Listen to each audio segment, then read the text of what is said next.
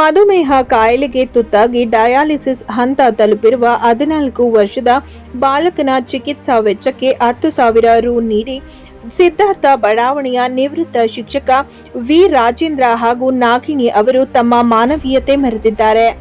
ಇವರು ಚಾಮರಾಜನಗರ ತಾಲೂಕಿನ ಹೆಬ್ಬಸೂರು ಗ್ರಾಮದ ದಂಪತಿಗಳು.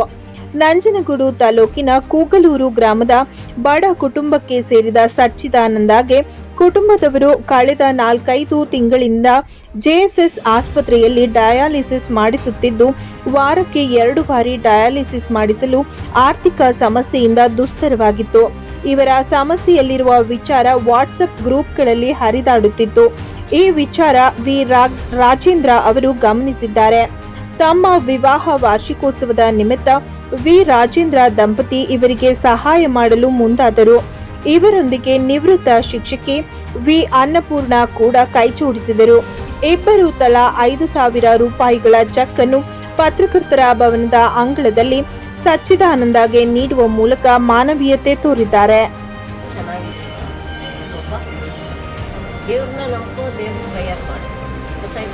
ತಂದೆ ತಾಯಿ ಅವ್ರ ಕೈಲಾದಷ್ಟು ಎಷ್ಟು ಸಹಾಯ ಆಗಬೇಕು ಯಾವುದು ಯೋಚನೆ ಮಾಡ್ತಿಲ್ಲ. ದೇವ್ರ ಪ್ರೇಯರ್ ಮಾಡೋ ಒಳ್ಳೆಯದು.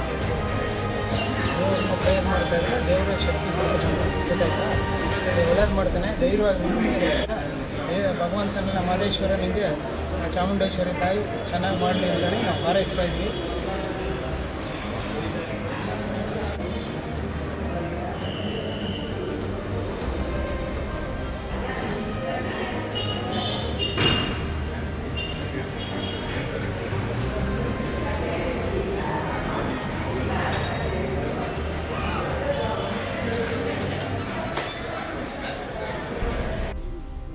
ಸರ್, ನಾನು ನಿವೃತ್ತ ಮುಖ್ಯೋಪಾಧ್ಯಾಯ ರಾಜೇಂದ್ರ ಅಂಥೇಳಿ ನನ್ನ ಹೆಸರು. ಹೆಬ್ಬಸೂರು ಗ್ರಾಮ, ಚಾಮರಾಜ ತಾಲೂಕು.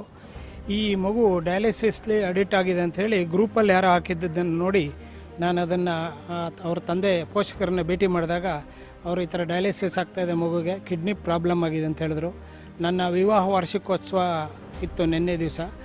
ಆದರೆ ಈ ಅದ್ದೂರಿಯಾಗಿ ಯಾವುದೇ ಆಚರಣೆಗಳನ್ನು ಮಾಡ್ಕೊಳ್ಳೋದು ಬೇಡ. ಈ ಥರ ಒಂದು ಮಕ್ಕಳಿಗೆ ತೊಂದರೆ ಇರ್ತಕ್ಕಂಥ ಮಕ್ಕಳಿಗೆ ಮತ್ತು ದೀನದಲಿತರಿಗೆ, ಬಡವರಿಗೆ ಮತ್ತು ವಿಕಲಚೇತನರಿಗೆ ಸಹಾಯ ಮಾಡ್ತಕ್ಕಂಥ ಒಂದು ಪದ್ಧತಿನ ಸುಮಾರು ವರ್ಷಗಳಿಂದ ನಡೆಸ್ಕೊಂಬಂದ ಇದ್ದೀನಿ.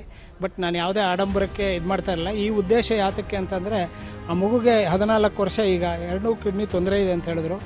ಈ ಥರ ಪ್ರಚಾರ ಆದಾಗ ಮಗುಗೆ ಏನಾದ್ರು ಒಂದು ಉತ್ತೇಜನ ಆಗ್ಬೋದು, ಇವೆಲ್ಲವರು ಸಹಕಾರ ಮಾಡ್ಬೋದು ಅಂಥೇಳಿ ಈ ಒಂದು ಸಂದರ್ಭದಲ್ಲಿ ನನ್ನ ಒಂದು ಕಾಣಿಕೆ ಮತ್ತು ನಮ್ಮ ಸಹ ಶಿಕ್ಷಕಿಯವರು ಅವ್ರಿಗೆ ಈ ಥರ ಅಂತ ಹೇಳಿದಾಗ ಅವರು ಸಹ ಒಂದು ಧನ ಸಹಾಯವನ್ನು ವಿ ಅನ್ನಪೂರ್ಣ ಅಂಥೇಳಿ, ಅವರು ನಿವೃತ್ತ ಶಿಕ್ಷಕಿ. ನಮ್ಮ ನಿವೃತ್ತ ಜೀವನದಲ್ಲಿ ನಮಗೆ ಬರತಕ್ಕಂಥ ಅಲ್ಪ ಪೆನ್ಷನಲ್ಲಿ ಈ ಥರ ಒಂದು ಸಹಾಯ ಮಾಡ್ತಕ್ಕಂಥ ಪದ್ಧತಿಯನ್ನು ಬೆಳೆಸ್ಕೊಂಬಂದೀನಿ.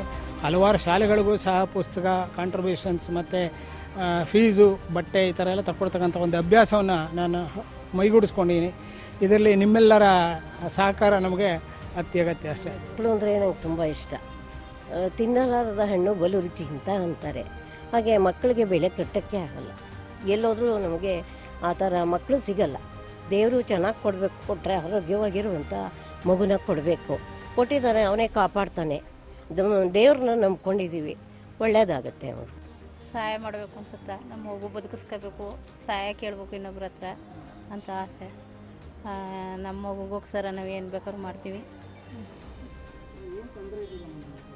ನಮ್ಮ ಮಗುಗೆ ಕಿಡ್ನಿ ಪ್ರಾಬ್ಲಮ್ ಇದೆ.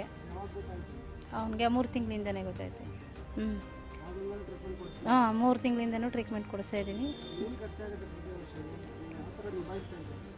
ಸಾಲ ಎಲ್ಲ ಅವ್ರು ಇವ್ರನ್ನ ಕೇಳ್ತಾ ಇದ್ದೀವಿ. ಸ್ವಲ್ಪ ಸಹಾಯ ಮಾಡಿಕೊಡ್ತಾ ಇದ್ದಾರೆ, ಹೆಲ್ಪ್ ಮಾಡಿಕೊಡ್ತಾ ಇದ್ದಾರೆ. ವಾರದಲ್ಲಿ 3 ಸಲ ಇದೆ.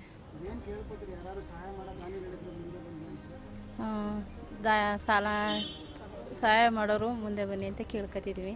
ಒಂದು ಸ್ವಲ್ಪ ಹೆಲ್ಪ್ ಮಾಡಿಸ್ಕೊಡಿ.